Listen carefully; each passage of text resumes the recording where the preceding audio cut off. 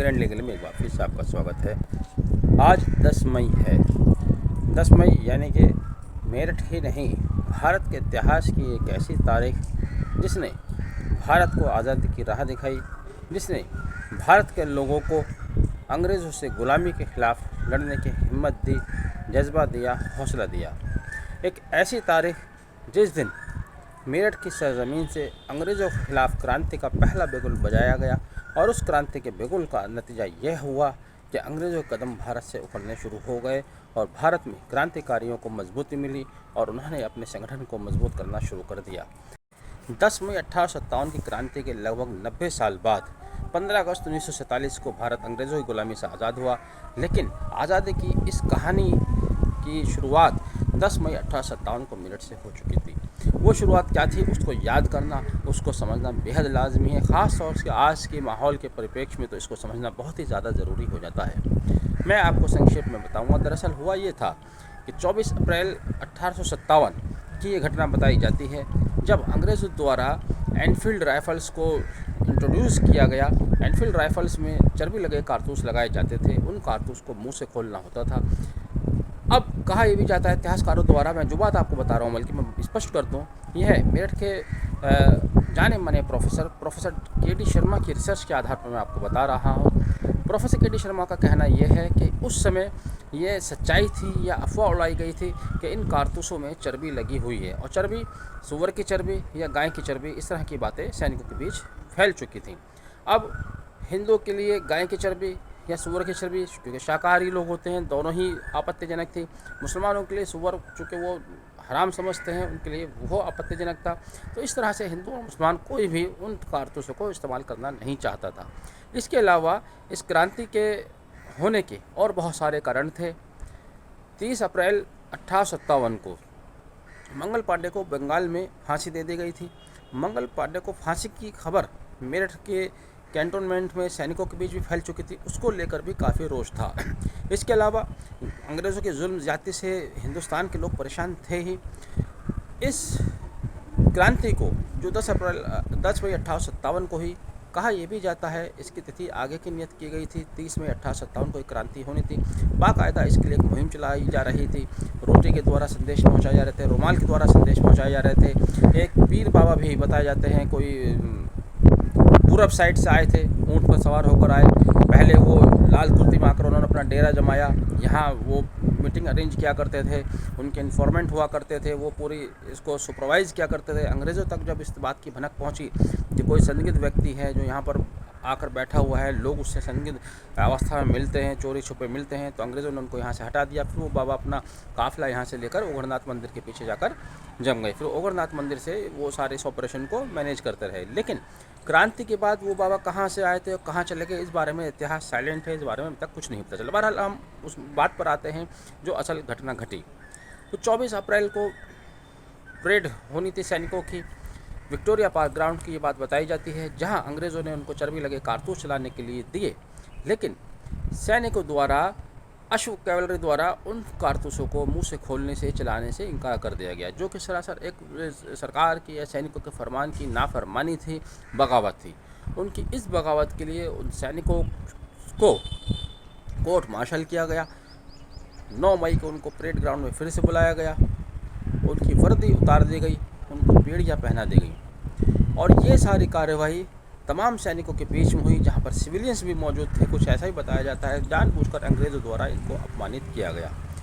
यह सारी घटनाएं, यह सारा एपिसोड जो अपमानित करने का हुआ सैनिकों को, पूरे शहर में, पूरे ज़िले में फैल चुका था, जिसको लेकर लोग बीच रोष बहुत ज़्यादा था। क्योंकि 24 अप्रैल के बाद जब इनका हिरासत में ले लिया गया था, कोर्ट मार्शल तय हुआ था, तभी यहाँ के लोगों के अंदर गुस्सा अपने उरूज पर था। कहा यह भी जाता है कि सदर बाज़ार की तवायफ़ का भी बहुत बड़ा रोल है, क्योंकि जब भारत के सैनिक उधर कहीं शॉपिंग करने जाते थे, घूमने जाते थे, तो उन तवायफ़ों ने चूड़ियाँ उतार कर अपने हाथ से उन सैनिकों के ऊपर फेंकी। उनका इस तरह से उनको कहा गया कि तुम्हें शर्म आनी चाहिए, चूड़ियाँ पहन लो, तो उसका भी असर सैनिकों के ऊपर पड़ा। उनको भी आत्मग्लानि होना शुरू हो गई कि हम जिनके लिए नौकरी कर रहे हैं वो हमारे दुश्मन हैं, हमारे देश के गद्दार हैं, हमारे देश पर कब्जा किए हुए हैं। बहरहाल 9 मई को ये कोर्ट मार्शल शुरू हुआ। जब अंग्रेज़ों ने उनसे कारतूस खोलने के लिए कहा, उन्होंने उसको मना कर दिया, जैसे मैंने आपको बताया। जिससे शिप होकर अंग्रेज़ों ने 85 सैनिकों को जेल में डाल दिया। बेड़ियाँ पहनाकर उनको जेल में डाल दिया गया। 9 मई की शाम, 9 मई और 10 मई को ये घटना घटी। सिविलियंस के साथ सैनिकों ने इकट्ठा होना शुरू कर दिया और शाम को 5 बजे के करीब उन्होंने विक्टोरिया पार्क जेल पर हमला बोल दिया। हमला बोलकर पहले उन 85 सैनिकों को आज़ाद कराया और उन 85 सैनिकों के साथ पूरा एक काफिला इकट्ठा हो गया, क्योंकि यहाँ से गाँव और शहर के लोग भी जुड़ना शुरू हो गए थे, सैनिक भी जुड़ना शुरू हो गए थे और इन्होंने दिल्ली कूच किया। 11 मई 1857 की सुबह दिल्ली पहुँचे। दिल्ली पहुँच कर इन्होंने बहादुर शाह जफ़र का फरमान अंग्रेज़ों को सौंपा, जिसमें लिखा था कि जो भी माल खाना है वो राजा के हवाले कर दें और हमारे बादशाह, हमारे राजा, इस देश के हुक्मरान बहादुर शाह जफ़र हैं। बहादुर शाह जफ़र को अपना बादशाह मुकर्रर किया। उस घटना के बाद से, उस घटना के दिन ये रिवोल्ट इतना बड़ा था कि अंग्रेज़ सकपका गए, वो समझ नहीं पाए। चूँकि मेरठ में भी अंग्रेज़ अधिकारियों के घरों में आग लगा दी गई, उनके अधिकारियों को कुछ को मारा भी गया, ऐसा भी कहा जाता है, जिनकी कब्रें आज भी यहाँ मेरठ में मौजूद हैं।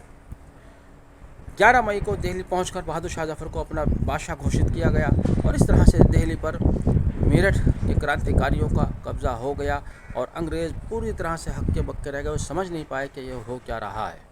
लेकिन जैसे कि मैंने बताया, ये घटना 30 अप्रैल को होनी थी, क्रांति 30 अप्रैल को होनी थी, लेकिन किन्हीं कारणों की वजह से 10 मई को समय से पहले हो गई, तो उतनी ज़्यादा प्लान नहीं हो पाई, जिस वजह से अंग्रेज़ों ने इस रिवॉल्ट का जवाब देते हुए ब्रिटेन से अपने आला अधिकारियों को बुलाया, कुछ सैनिकों को डिप्लॉय किया और इस बगावत को, इस क्रांति को कुचल दिया गया। लेकिन ये क्रांति भारत के इतिहास में हमेशा स्वर्ण अक्षरों से जानी जाएगी, लिखी गई है, क्योंकि यह वह क्रांति थी, यह वह चिंगारी थी जिसने भारतीय लोगों को यह एहसास करा दिया था कि दुनिया की सबसे बड़ी ताकत अंग्रेज़ों के खिलाफ वह युद्ध कर सकते हैं, वह रिवोल्ट कर सकते हैं, इनसे आज़ादी पा सकते हैं। इस रिवोल्ट ने हिंदुस्तान के गरीब लोगों को, हिंदुस्तान के आम लोगों को यह सोचने की ताकत दी, ये क़ुव्वत दी, ये जज्बा बढ़ाया कि अगर हिंदुस्तानी एक साथ होकर आएँ तो इस दुनिया की सबसे बड़ी जालिम और सबसे बड़ी ताकत का मुकाबला किया जा सकता है। यहाँ मैं आपको उन 85 नामों को भी पढ़कर सुनाऊंगा जिनका शिलापट आज भी मेरठ में कई जगह लगा हुआ है। ख़ास तौर से जहाँ आज प्रधानमंत्री नरेंद्र मोदी आ रहे हैं, वहाँ पर भी वो शिलापट लगा हुआ है। वहाँ पर ध्यान से सुनिएगा ये नाम 85 सैनिक जिन्होंने 10 मई 1857 को अंग्रेज़ों के खिलाफ बगावत की, जिन्होंने अंग्रेज़ों के आदेश को मानने से इनकार किया, जिन्होंने भारत की आज़ादी की पटकथा लिखी। नाम बहुत ध्यान से सुनिएगा। हवलदार मातादीन, शेख पीर अली, अमीर कुदरत अली, शेख हुसैनुद्दीन, शेख नूर मोहम्मद, शीतल सिंह, जहांगीर खान, मीर मौसम अली, अली नूर खान, मीर हुसैन बख्श, मथुरा सिंह, नारायण सिंह, लाल सिंह, शबीदीन सिंह, शेख हुसैन बख्श, साहिब खान, बिशन सिंह, बलदेव सिंह, शेख नंदू, नवाब खान, शेख रमज़ान अली, अली मोहम्मद खान, मक्खन सिंह, दुर्गा सिंह, नसरुल्ला बेग, महराब खान, दुर्गा सिंह, नबी बख्श खान, जुरखान सिंह, नदजू खान, जुरखान सिंह दित्ते, अहमदुल्ला खान, हुसैन खान प्रथम, ज़बरदस्त खान, मुर्तज़ा खान, बरजू सिंह, अजीमुल्ला खान प्रथम, अजीमुल्ला खान दित्ते, काला खान, शेख सादुल्ला, सालार बख्श, शेख राहत अली, द्वारका सिंह, कालका सिंह, रघुवीर सिंह, बलदेव सिंह, दर्शन सिंह, इमदाद हुसैन, पीर खान प्रथम, मोती सिंह, शेख फजल इमाम, हीरा सिंह, सेवा सिंह, मुराद शेख खान, शेख आराम अली, काशी सिंह, अशरफ अली खान, कादर दाद खान, शेख रुस्तम, भगवान सिंह, मीर इमदाद अली, शिव बख्श सिंह, लक्ष्मण सिंह, शेख इमाम बख्श, उस्मान खान, दरियाव सिंह, मकसूद अली खान, शेख गयास बख्श, शेख उम्मेद अली, अब्दुल वहाब खान, राम सहाय सिंह, पनाह अली खान, लक्ष्मण दुबे, रामचरण सिंह, शेख रबाब अली, शिव सिंह, शीतल सिंह, मोहन सिंह, विलायत अली खान, शेख मोहम्मद रब्बाज, इंदर सिंह, फ़तेह खान, मैको सिंह, शेख कासम अली और रामचरण सिंह। आपने इन 85 सैनिकों के नाम सुने और अगर आपने ध्यान दिया होगा तो इसमें ख़ास बात है। ख़ास बात यह है कि किसी भी सैनिक के आगे उसकी जाति, उसकी बरादरी नहीं लिखी हुई है, जैसे कि आजकल हम जातियों और बरादरियों में बट गए हैं।